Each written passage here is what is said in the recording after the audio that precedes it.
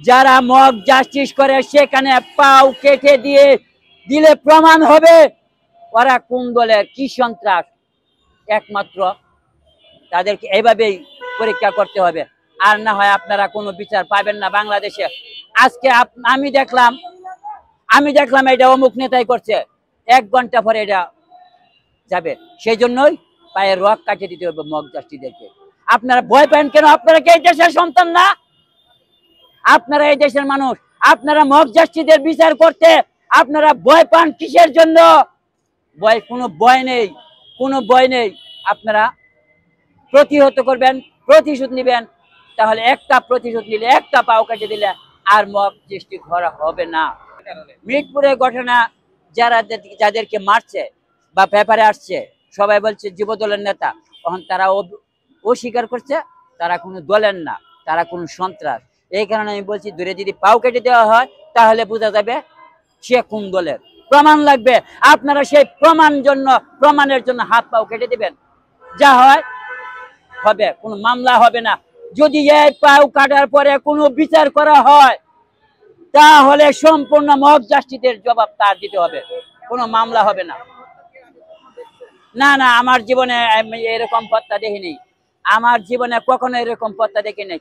একটা ব্যবসায়ীকে নির্মম ভাবে এভাবে হত্যা, একটা মেয়েকে ধর্ষণ, বিয়া না দিলে মনে করেন মেয়ের বাবাকে বেঁধে রেখে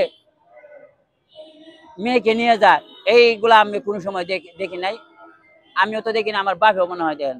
মানুষ আপনাকে ঠেকাতো, মানুষ একজন মানুষকে মারার পর একজন মানুষ ধরতো, এই ভালোবাসাটা নাই। এই ভালোবাসা না আইনের মাধ্যমে নাই, মানুষের মাধ্যমে নাই। এখন মনে করেন আমার এই মুহূর্তে একজন যদি মারে, আমি যদি রাস্তায় পড়ি আরেকজন ধরলে ওয়ে ফাঁসবো, হয়তো মেডিকেল নিতে হইব, পুলিশ তো যাবে না। পুলিশ গেলে পুলিশদেরকে বাহির করে দিয়ে, আগে একটা মামলা তদন্ত করতো পুলিশ, তখন করে জনগণ। কোন জনগণ? এই ধরা পড়লেই তো বুঝবে, এই যে কইলাম যে পাও কেটে দিবেন। এই প্রমাণের জন্য তাদেরকে প্রতিহত করতে হবে। আপনার জীবনের বিনিময়ে তাকে চিহ্ন রাখতে হবে যে কোন দলের, কি করে, সে কোথায়, সে কার বাবা, সে কার সন্তান, এই প্রতিহত রাখবেন। আর তা না হলে তাদেরকে কোনো দলের লোক বলা যাবে না। না, এগুলা বলা ঠিক না, ওইগুলা বলা ঠিক না। কোন দলের করে, কি করে না করে। আজকে হয়তো আমার 5টা ছেলে, আমার একটা ছেলে যদি ডাকাতি করে, আমি ওর পুত্রকে অস্বীকার করে দিব যে এটা আমার ছেলে না।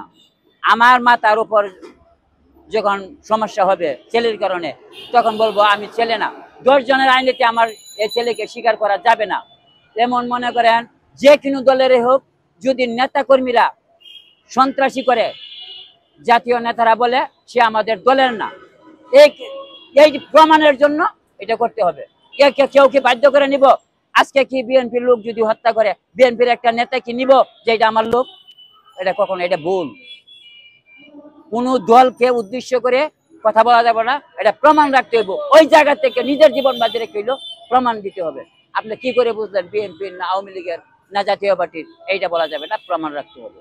শুনেন, একটা মানুষ, আপনার শিক্ষা এক জিনিস, রাজনীতি এক জিনিস, দেশ চালানো কিন্তু আরেক জিনিস।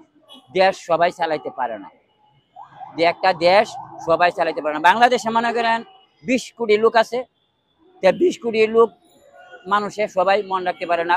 হয়তো 2, 4, 10 দল, 20 কোটি লোকের ভিতরে 8 কোটি লোকই তার বিরোধিতা থাকবো, কারণ এই 8 কোটি লোক অন্য দলের সমর্থিত।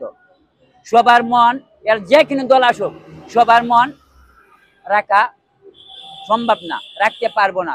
আবারও মনে করেন পরবর্তীতে বোঝা যাবে যে দেশের কোন পরিস্থিতি যায়, কি করে। কিন্তু আমার কথা হলো একটা, যে বিএনপির লোক 20 দিন আগে বলছে ছাত্ররা মুক্তি দিলে ভাসে যাব, আজকে তাদেরকে ডাকছে জামাতকে নেওয়া যাবে না, এনসিপি কে নেওয়া যাবে। আহারে ভাই, আপনি আগে 1 সপ্তাহ আগে কি বলছেন, এখন কি বলেন? আপনি ওকে ডাকবেন কেন? ওরাই তো আপনার কাছে আসবে, ওরাই আপনার কাছে আসবে, আপনি ডাকবেন কেন? আপনারা তো একটা বড় জাতীয় দল, আপনি ওদের ডাকতে যাবেন কেন?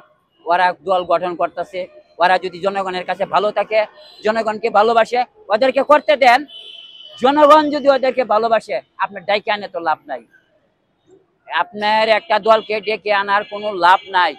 ওদেরকে আপনার চাইতে যদি ওদেরকে বেশি ভালোবাসে, তো ওরা ক্ষমতায় যাবে, আপনি অন্য দলকে ডাকবেন কে?